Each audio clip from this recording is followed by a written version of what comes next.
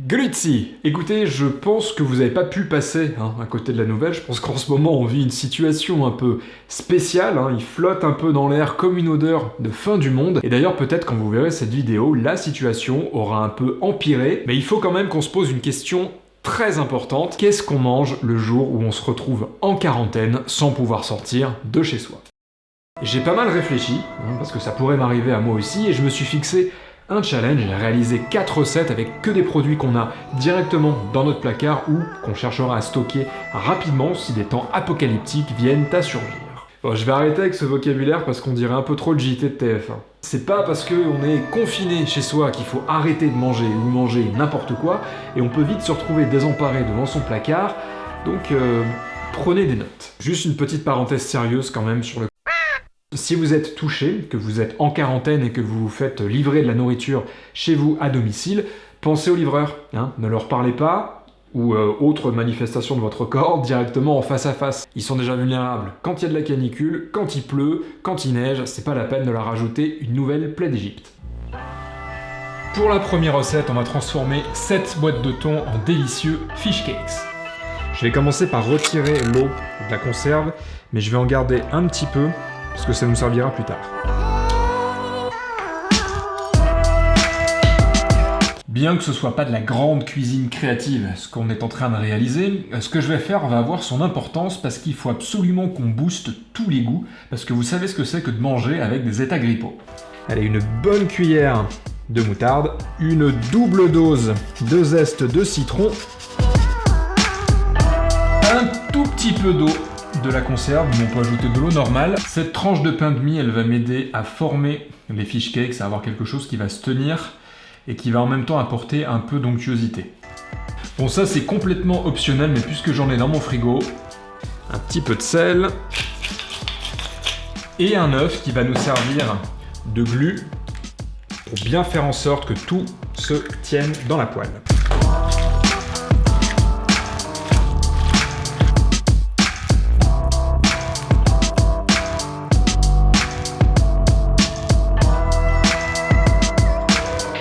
Et on va les cuire jusqu'à ce qu'ils soient bien dorés de chaque côté.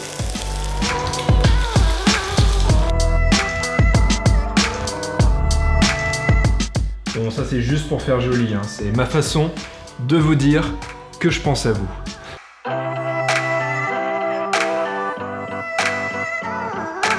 Ça a la forme d'un pancake et c'est aussi tout moelleux comme un pancake. C'est vraiment très très légèrement croustillant. Mais c'est surtout très onctueux. On conserve bien la texture du thon cuit. On a la fraîcheur des herbes. On a le citron avec les zestes qui apportent le bon goût de citron, la légère acidité avec le jus, et ce qu'il faut de liquide pour pas que tout ça soit trop sec, c'est waouh. Imaginez ça avec un peu de sauce tartare, de la salade croquante, du fromage dans un pain à burger. Spaghetti à la puttanesca. Cette recette très rapide et facile à faire utilise uniquement des produits de base que l'on a tous dans nos placards ou qu'on pourra facilement stocker et pendant longtemps. On commence par faire revenir dans de l'huile d'olive une gousse d'ail qu'on aura juste un peu violentée avec un piment émincé ou comme ici quelques flocons de piment séché. Ajoutez quelques filets d'anchois marinés et des capres émincés. Laissez mijoter le tout quelques minutes jusqu'à ce que les anchois fondent et se transforment en purée. Dès que vous sentez la bonne odeur qui vous met l'eau à la bouche, ajoutez la conserve de tomates concassée ou si vous n'en avez pas, le coulis de tomate. Laissez mijoter à feu doux pendant une dizaine de minutes, le temps pour la sauce d'épaissir légèrement. Retirez la gousse d'ail et ajoutez les olives concassées et le persil finement haché. Il ne vous reste plus qu'à ajouter les pâtes que vous aurez cuites de la bonne façon, c'est-à-dire al dente, et à mélanger tout ce petit monde jusqu'à ce que toutes les saveurs se mélangent, comme des individus qui oublient les précautions de distance sociale en vigueur en ces temps de pandémie.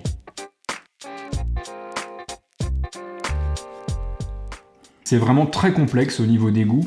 On a évidemment la chaleur du piment. On a aussi le goût de l'anchois. Alors il a complètement disparu, il s'est complètement dissous dans le plat, mais on conserve son goût salé, le goût marin. On a aussi l'acidité des capres, l'acidité de la tomate, le goût très subtil de l'olive. Heureusement, on a quand même un petit peu la fraîcheur avec le persil. Franchement, c'est trop bon, c'est trop bon. Pour cette recette, on va utiliser des légumes frais et les transformer en pickles.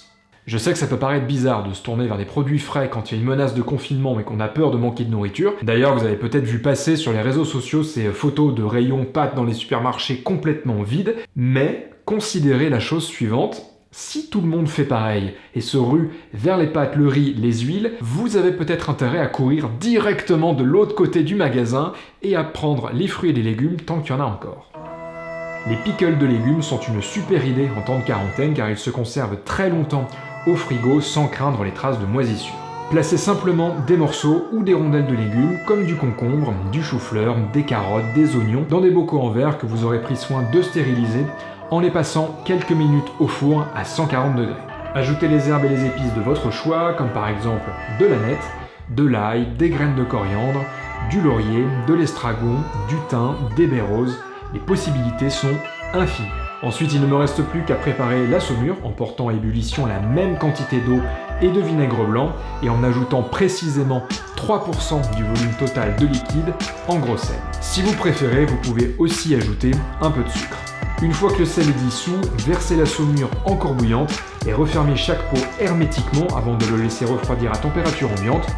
D'ici quelques heures, voire quelques jours, un phénomène naturel appelé lactofermentation va se produire et permettre à ces délicieux morceaux de légumes de rester intacts et savoureux pour une durée de vie que vous n'avez pas envie de calculer. Ça fait assez peur de se dire que chacun de ces pickles va vivre plus longtemps que moi. Croquant, légèrement acide, avec des goûts intensifiés par la lactofermentation, les pickles de légumes sont déjà très bons comme ça, mais ils sont encore meilleurs quand ils apportent, avec leur acidité, de l'équilibre à un plat un peu gras. Avec un bol de riz, un peu de poisson gras comme du maquereau, quelques graines de sésame et de la coriandre ciselée, vous avez une parfaite combinaison de textures et de saveurs, en plus d'avoir un canevas que vous pourrez reproduire à l'infini en changeant les céréales, les assaisonnements, les légumes et votre source de protéines. Ma version de l'harira marocaine. Cette soupe de lentilles marocaine vous apportera la chaleur et la compagnie qui pourrait vous manquer en cette fin d'hiver. En plus d'être très nourrissante, elle est extrêmement facile à réaliser avec des produits de base. On commence par faire revenir dans de l'huile d'olive la sainte trinité de la garniture aromatique, oignons, carottes, céleri, coupés en petits dés. Ajoutez ensuite les épices de votre choix.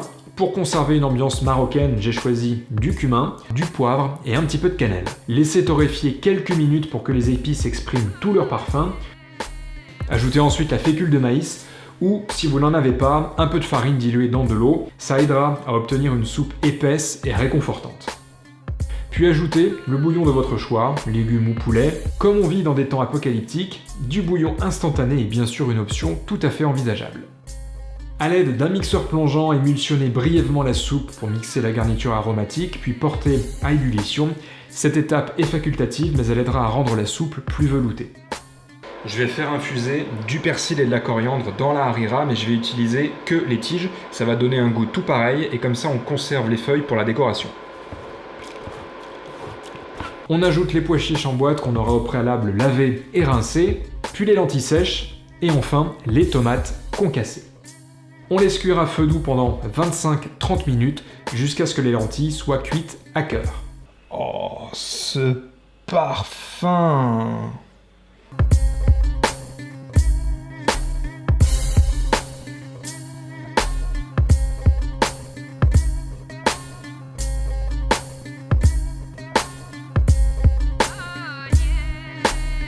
Wow. C'est marrant parce que on est à mi-chemin entre la soupe et quelque chose qui s'apparente un peu à un ragoût.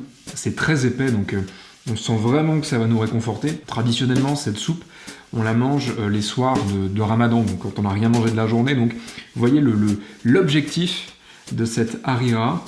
Et je pense que là, quand on est malade, quand on est sur une fin d'hiver, c'est quelque chose qui va absolument nous faire du bien. La chaleur des épices, la douceur de la cannelle, la légère acidité aussi de la tomate, la fraîcheur des herbes. Il n'y a pas de viande, mais on a quelque chose de très viandard en fait dans cette soupe. Il faut vraiment mâcher, c'est super bon.